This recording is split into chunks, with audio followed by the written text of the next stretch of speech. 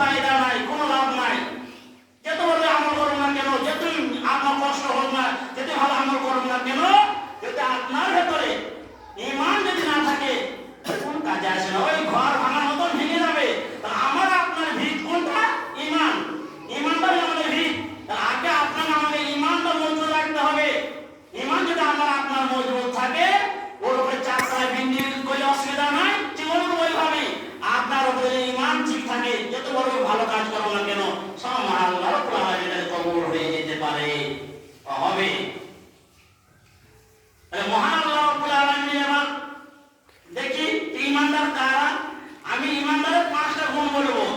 ঈমানদারের 5টা গুণ যদি কারো ভেতরে থাকে, সে হবে পরিচিত হবে ঈমানদার। 5টা গুণ বলবো, 5টা গুণের গুণ নিয়ে তিনি হবে পরিচিত হবে ঈমানদার বা মুত্তাকি বা পরেজগার বা মুসলমান। এই 5টা গুণ কি? পারা নাম্বার 9 সূরা আনফাল আয়াত নাম্বার 2 বা 3 এর মধ্যে মহান আল্লাহ রাব্বুল আলামিন ঘোষণা করে বলে দিলেন, ইন্নামাল মুমিনুনা আল্লাযীনা ইযা যুকিরাল্লাহ। মহান আল্লাহ রাব্বুল আলামিন বললেন, ইন্নামাল মুমিনুন, সেই হবে মুমিন, ইযা যুকিরাল্লাহ, যে আল্লাহ জিকির করবে তো সেই তাহলিল পাঠ করবে। আর ওয়াজিলাত কুলুব, তার দিলটা থরথর করে কাঁপবে। আল্লাহর জিকির করবে, তাসবিহ তাহলিল পাঠ করবে, আর আল্লাহর জিকির করবে, আপনার দিলটা থরথর করে কাঁপবে। হায় মুসলমান, কত ভালো মুসলমান, আমার দিল কাঁপে না? একজন সাহাবী দিল কেঁপেছিল, সে সাহাবীর নাম বললে বুঝতে পারবেন, অন্য কেউ নয়, তিনি হলেন বিশ্ব নবীর জামাই। উনাকে বলা হয় আশারে মুবাশশারা। দুনিয়াতে 10 জন সাহাবীকে জান্নাতের সুসংবাদ জানিয়ে দিলেন যে এদের মধ্যে যাদেরই জান্নাত যেতে তার দেরি নয়। ওই ব্যক্তিকে নামাজ পড়বে। যদি একটা মাধ্যমিক ছেলে যদি বলা হয় যে ভাই তোমাকে পরীক্ষা দেওয়া লাগবে না, এই প্রশ্নগুলো বলে দিল, এই প্রশ্নগুলো মাধ্যমিক পরীক্ষায় পড়বে, উত্তরগুলো পড়বে, এই উত্তরগুলো মাস্টার যদি বলে দেয়, ওই মাধ্যমিক ছেলেটাকে পড়াশোনা করবে বাড়িতে? আমার মনে হলো যে পড়াশোনা করবে না, কেন না? যে মাস্টার বলে দিই যা পড়ে কি লাভ। তা আল্লাহ রাব্বুল আলামিন ঘোষণা করলে আশারে মুবাশশারা, এই 10 জন ব্যক্তির নাম উল্লেখ করে, এই 10 জন ব্যক্তি মরলে তারা জান্নাতি। ওদের 10 জন ব্যক্তির মধ্যে একজন হলো হযরত ওসমান, বিশ্ব নবীর জামাই। শুধু জামাই বলে ছেড়ে দিলে হবে না। বিশ্ব নবী 2টো মেয়ের সঙ্গে হযরত ওসমানের বিবাহ হয়েছিল। একটা মেয়ের সঙ্গে বিবাহ হয়ে যাওয়ার পর সেই মেয়েটি মারা যায়, তার আবার দ্বিতীয় মেয়ের সঙ্গে হযরত ওসমানের বিবাহ যায় বিশ্ব নবী। সেই একজন সাহাবী কবরের পানিতে যাচ্ছিলেন, যেতে যেতে যেতে যেতে কবরকে সামনে রেখে অধারে নয়নের কান্না করতে শুরু করলো। এতটাই কান্না করতে শুরু করলো হযরত ওসমান, তার চোখের পানিতে দাড়ি মোবারক ভিজে যাচ্ছিল।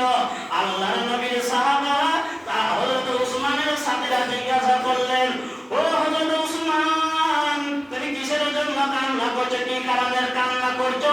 যখন বিশ্বনবী সাল্লাল্লাহু আলাইহি ওয়াসাল্লাম মসজিদের নববীতে বসে বসে কোরআন এবং হাদিসের কথা আলোচনা করতেন, জান্নাত এবং জাহান্নামের কথা আলোচনা করতেন, তখন তো আপনি অতটা কান্না করতে আমি দেখি নাই। যতটা কান্না করলেন, আজকে কবরকে সামনে রেখে যতটা কান্না করলেন, এরকম কান্না আপনার কোনোদিন আমরা দেখি নাই। তখন হযরত ওসমান রাদিয়াল্লাহু তাআলা আনহু বললেন, ও আল্লাহর নবীর সাথীরা, ও আল্লাহর নবীর সাহাবারা, ও আমার সাথীরা, শোনো, এই কবর নামক মঞ্জিল, এই কবর নামক মঞ্জিলে যদি আমরা পার হতে পারি, সব জায়গায় আমরা পার হয়ে যাব।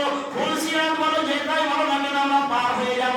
এই কবর নামক মঞ্জিল এমন একটা জিনিস, এমন একটা কঠিন একটা প্রশ্নের জায়গা, এই প্রশ্নের যদি 3টে জবাব যদি আমরা দিতে পারি, সহজে আমরা পার হয়ে যাব। এই জন্য আমি কবর থেকে অজারে নয়নের কান্না করছি। হায় হতভাগা মুসলিম সমাজ, আজ আমরা কবরকে থেকে কান্না করি না, কবরে পাড়ি দিয়ে যাই, বন্ধু বান্ধব মিলে চলে যায়। আজ আমরা বলি এটা আমার দাদির কবর, এটা নানির কবর, এটা আমার দাদুর কবর, এটা আমার নানার কবর, বলতে বলতে কবরের পাড়ি দিয়ে গল্প করতে করতে আমরা চলে যাই। আমরা কবরের জিয়ারতে করার সময়, কবরে যাওয়ার সময় দোয়া বলা তো দূরে থাক, গল্প করতে করতে আমরা চলে যাই, আমাদের দিল কাঁপে না। হায় রে মুসলমান, একটু ভয় করা দরকার যে ওই কবরে, ওই জায়গাতে আমি আপনি রেখে দিয়ে যাচ্ছি আমার দাদি, আমার নানা, আমার নানি, আমার বড় বাপ, আমার বড় মাকে রেখে এলাম। তারপরে এসে জোরে মাঠে দিয়ে আসার পর আসলে আর মুসলিম পাওয়া যায় না।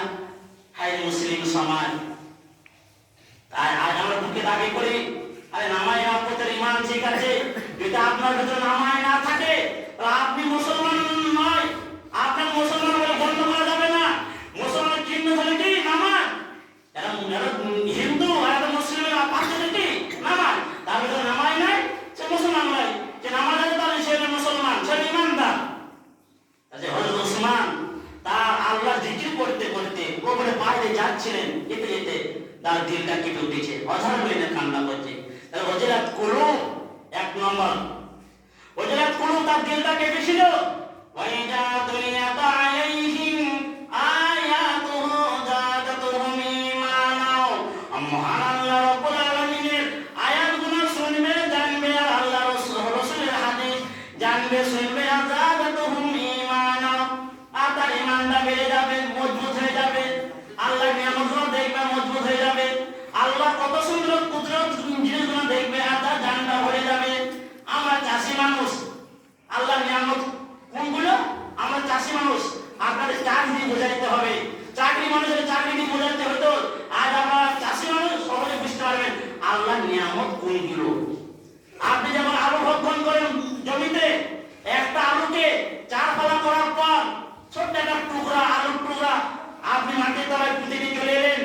যে 2 মাস বা 2.5 মাস পরে ওই আলু গাছের তলা থেকে আপনি 1 কেজি বা 500 গ্রাম আলু ভক্ষণ করছেন। এটাই আল্লাহর নিয়ামত, এটাই আল্লাহর নিয়ামত। তারপর আমাদের নামাজ পড়া লাগে না, আমরা দিন কাঁপে না। কত ছোট্ট একটা টুকরা, আলুর টুকরা আলু মাটির তলায় পুঁতে দিয়ে পালিয়ে এলাম। 2 মাস পর যে দেখি গাছের তলা থেকে 1 কেজি আলু ভক্ষণ করছি। কোথায় এই মোটা মোটা আলু? বললে হবে চাষ ভালোই করেছি, চাপান ভালো লেগেছে, পানি দিতে হয়েছে, আমি ভালো চাষি। আস্তাগফিরুল্লাহ। আল্লাহ দিয়েছে, এটা কোনো প্রশংসা